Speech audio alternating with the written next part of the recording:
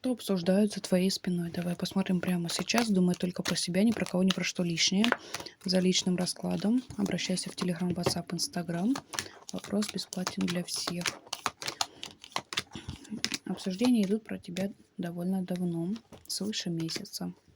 Но идет обсуждение в целом как бы для тебя приятное, потому что обсуждают то, что ты чем-либо превосходишь их, а именно какой-то легкой возможностью получения денег. Казалось бы, с ее стороны, так это или не так, это уже другой вопрос.